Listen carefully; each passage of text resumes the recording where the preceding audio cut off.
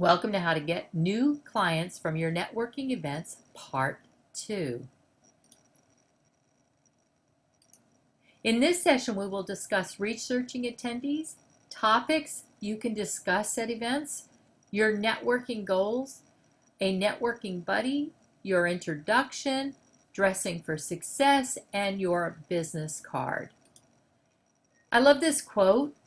I don't know exactly how to pronounce it, but I think it's Adoa Koyenikan.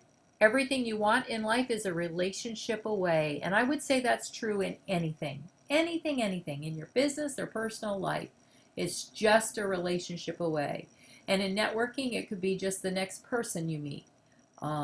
In personal, it could be someone who knows someone who wants to introduce you. So, that is so true. So we're going to talk about how to prepare for that next relationship in your professional life, how to prepare.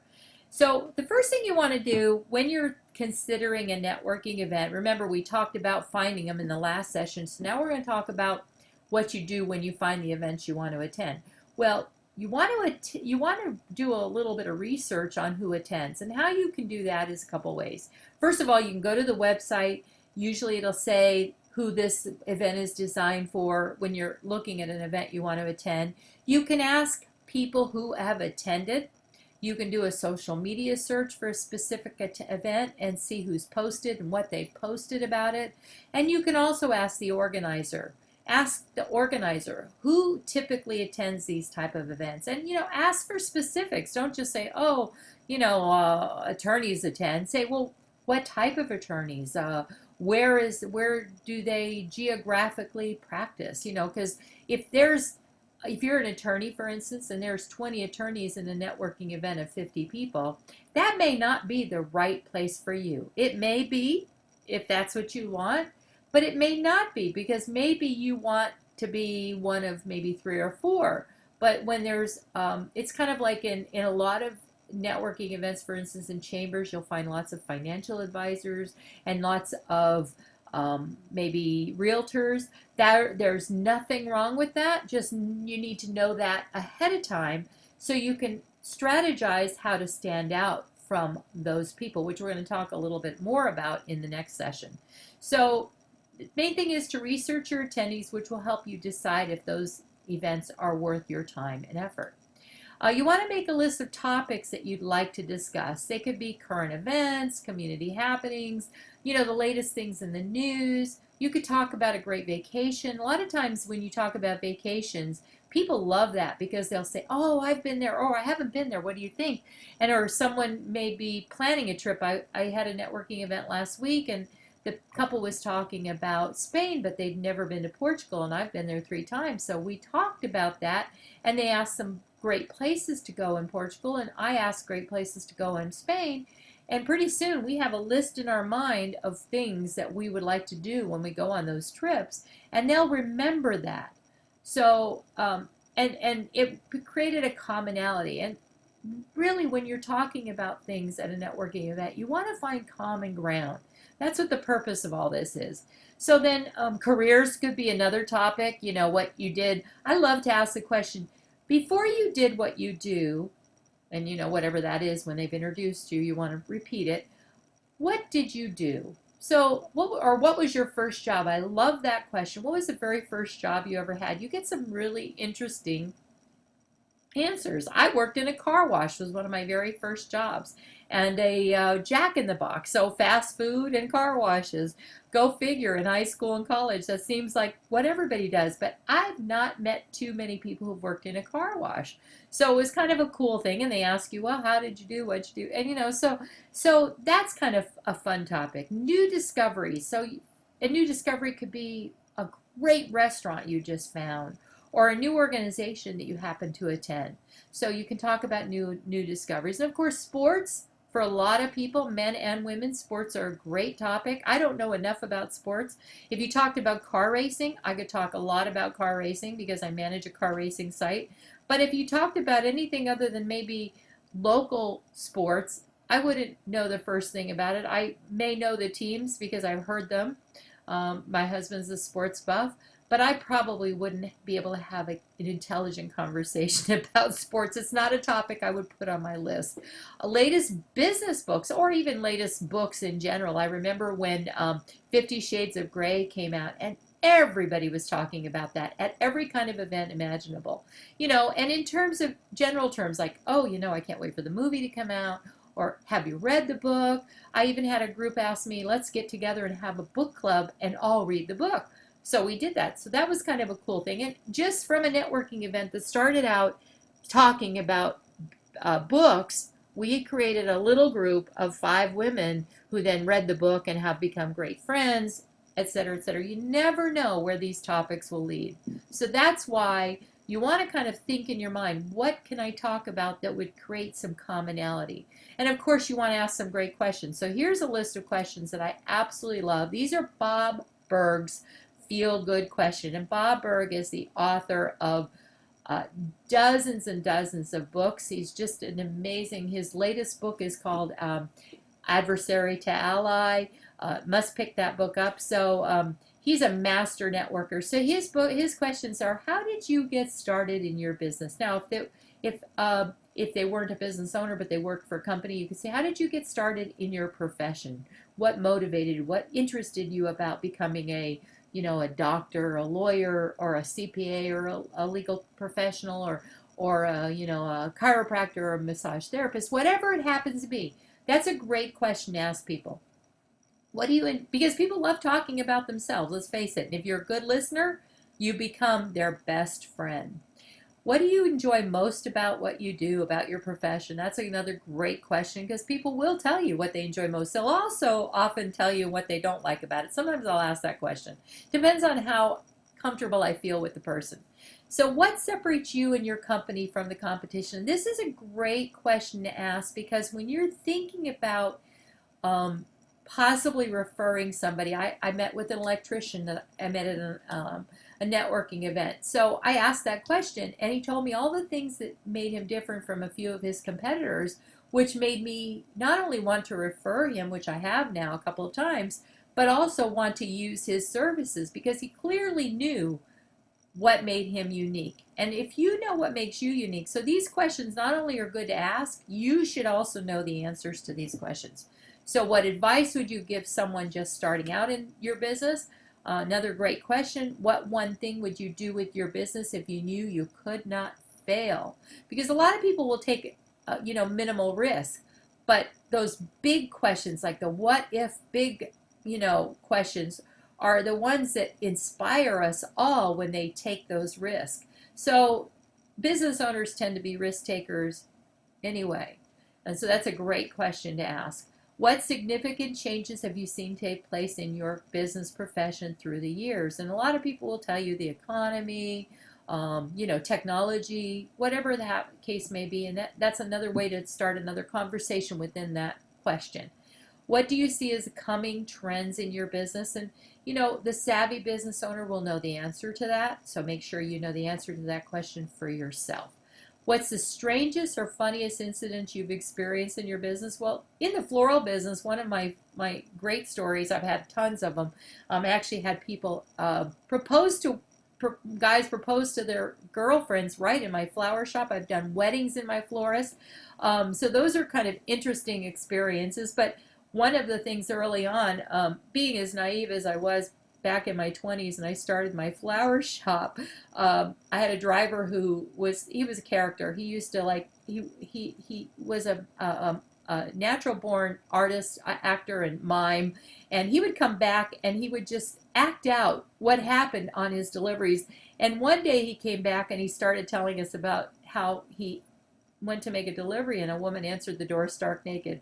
And I'm thinking to myself, wow, those are the kind of things you just can't make up. And John didn't make it up, because John just seemed to attract the strange and the unique.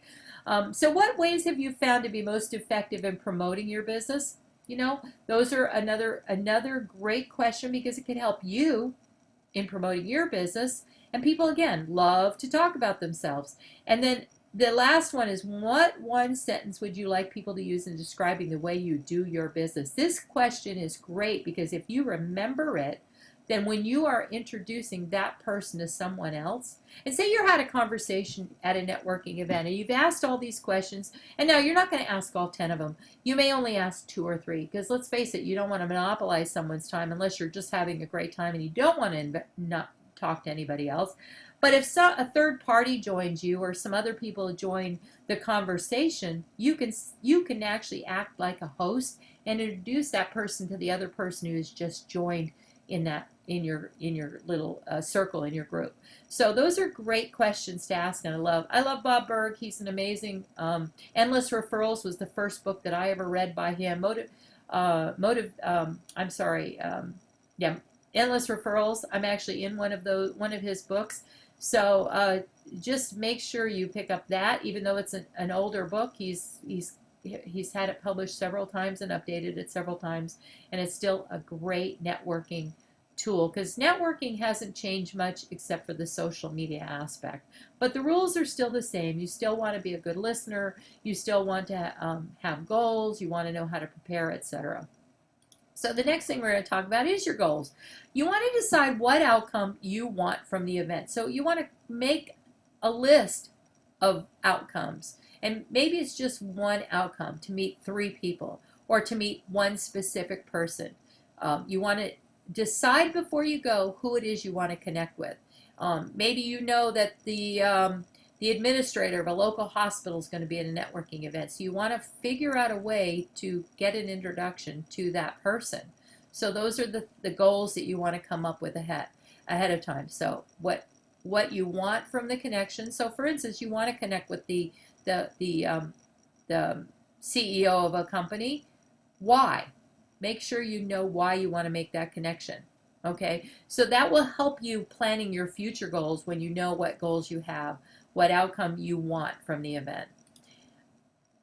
Want to bring a networking buddy. I love this. Choose someone in a non-competitive field and cross-promote and introduce each other. Susan Rowan is the author of How to Work a Room, another amazing old school type networker who has actually done very well on social media as well. And I religiously followed her years ago when I was learning how to network. And being the shy introvert that I was, I'm not shy anymore, but I'm still more of an introvert than an extrovert. So I work at this very hard, because I really want, if I'm going to spend my time and my money, I want to make it worth my while. I don't just go to events just to sit around and look at people. I want to meet people. So a great way to network if you are shy or introverted is to bring someone else who can talk about you. So a networking buddy would be someone where you know a lot about their business, they know a lot about your business, and you kind of divide and conquer. But you don't really divide. You work together and you meet other people, and then you're introduced to someone, and your networking buddy introduces you and says, oh, by the way, this person is so great at what she or he does, and they tell you about that other person, their networking buddy, and then you do the same. And instead of bragging about yourself, you're bragging about someone else, or you're promoting someone else. It's not really bragging if it's the truth. Remember that. But it sounds like bragging when you're listing all your great accomplishments or the great things about yourself. So sometimes having a networking buddy is a great way to break the ice. The next thing you want to do is you want to rehearse your introduction, your 30-second commercial. And what I mean by that is you really want to rehearse it. You want to look in a mirror and you want to really rehearse it. My 30-second introduction is very simple. Hi, my name is Heidi Richards Mooney. It's nice to meet you. The name of my company is Redhead Marketing. We provide simple, results-driven social media marketing, training, and consulting. And I love this. My tagline, I usually will use it. If social media is taking you more than 30 minutes a day, hire the Redhead. You'll have more time to play. Always gets a chuckle. Then people want to know more about what you do. So if you can find a way to add humor to that introduction, that doesn't make you look bad, of course, but also gets the other person more interested, that's good. So you want to rehearse your introduction. You want to have it sync. You want it to be so good that when you say it, you can repeat it in less than 30 seconds. 15 seconds is actually better at the beginning of a networking event. You don't want to go around the room and say that same introduction over and over again. You may only say part of it and then say part of it later, but But the fact is, when you rehearse it, it doesn't sound rehearsed, so you need to rehearse it a lot. And make sure that it sounds good. Repeat it. You might even record it and see how it sounds back to you. The next thing you want to do is you want to dress for success. Now, you may be going to an event where a suit and tie won't be appropriate, or a suit or slacks or whatever. So by dressing for success, you want to find out what is the appropriate attire for the event. And I like to dress just a little bit better. At least don't dress down for whatever you do. You want to stand out, you want to look professional. So if you're attending a business networking event, look professional. Now, if you happen to be a landscape architect and you wear a slacks and a polo shirt, or jeans and a polo shirt to work, then that would be appropriate, because that's what you do for a living. If you're whatever your profession that you're in, you want to dress appropriate. But for instance, if you're a lifeguard, you probably wouldn't go to a networking event in your bathing suit. You'd change for the occasion. So you need to make sure that you dress appropriate, not only for the occasion, but that represents you well. And finally, bring plenty of business cards. Now, I just ordered these brand new business cards. I'm very excited about them. So as you can see, they've got two-sided. It's got the word proof across it because I haven't received them yet.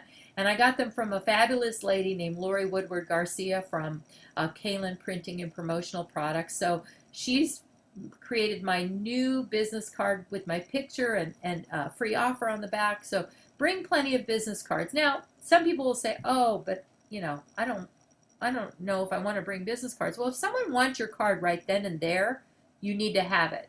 And we'll talk more about how to, what to do when you're at the event, but make sure you have them available, okay? So in the next section, part 3, we're going to talk about exactly that, what to do at networking events.